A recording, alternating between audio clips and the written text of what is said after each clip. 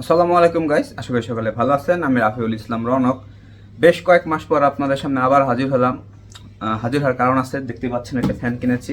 গত বছরের একটি ফ্যান কিনেছিলাম, জয়কলি ওয়াইজি নাম, মডেল মনে নাই। আমি লিঙ্কটি ডিসক্রিপশন বক্সে দিয়ে দেবো। যেহেতু বেশ কয়েক মাস পর আমি ইউটিউবে আবার আসলাম। নিয়মিত ভিডিও দিতে পারবো কিনা জানি না, কারণ আমি বর্তমানে ব্যাপক ব্যস্ত থাকি। ইউনিভার্সিটিতে যেহেতু ভর্তি হয়েছি, তো পড়াশোনার চাপে সময় দিতে পারি না সবে।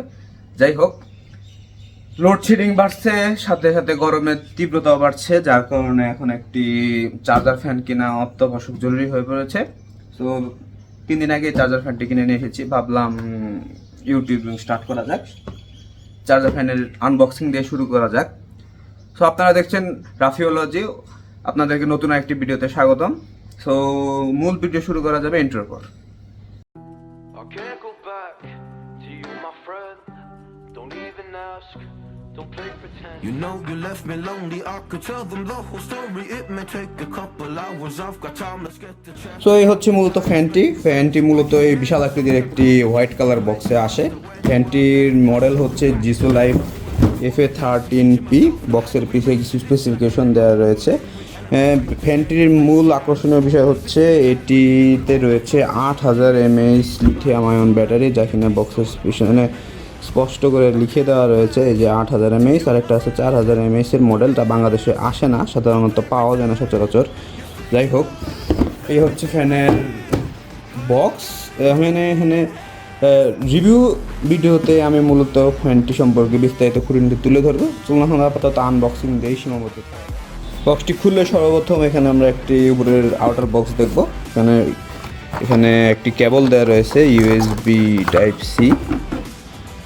সি কেবল, বেশ ভালো পরিমাণ মোটা আছে। চার্জিংয়ের ক্ষেত্রে কাজে লাগানো যাবে, টোবাইলও চার্জ দেওয়া যাবে এটি দিয়ে। তাছাড়া ফ্যানও চার্জ দিতে পারবেন। এটি হচ্ছে বক্স। তারপরে রয়েছে মূলত ফ্যানের যে ম্যানুয়াল গাইড দেওয়া থাকে, যা সচরাচর আমরা কেউ সাধারণত পড়িও না। বিশাল আকৃতির একটা ম্যানুয়াল দেওয়া রয়েছে। যাই হোক, এটি সাইডে রাখি। তারপরে হচ্ছে মূলত মেইন ফ্যানটি, এরকম একটা হোয়াইট পলিতে আবৃত করা থাকে, খুললেই এরকম বক্স। আর নিচে তাছাড়া ফ্যানের বক্সটা কেমন কিছু নেই, এখন আলাদা জায়গায় রাখি আমরা। এই হচ্ছে মূলত ফ্যানটি দেখতে মিনিমালিস্টিক ডিজাইন এবং খুব মজবুত ডিজাইন করেছে তারা। ফ্যানটি বক্স থেকে বের করলে ঠিক এরকম দেখা যায়। এটির আরেকটি কালার হচ্ছে, সেটি হচ্ছে যে বক্সে দেওয়া আছে সবুজ কালার, এরকম আরেকটি কালার আছে। এটা আমাকে যেখান থেকে কিনেছি সেখানে বললো যে কি বর্তমানে এই কালারটি নাই, যার কারণে আমি সাদা কালারটি নিয়ে এসেছি। সাদা কালারটার একটি ব্যাড সাইড হচ্ছে এটা ময়লা পড়ে খুব তাড়াতাড়ি, এটা বেশ কয়েকদিনের মধ্যে নোংরা হয়ে যাবে আমার যা মনে হচ্ছে। সো এই হচ্ছে ফ্যানটি।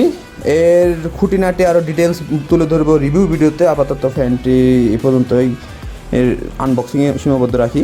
এটি হচ্ছে ফ্যানের first speed, then second, third, fourth, then oscillating option আছে এখানে, ডানে বামে মুভ করে। আর পাওয়ার বাটনটা কিছুক্ষণ চেপে রাখলে বন্ধ হয়ে যায়।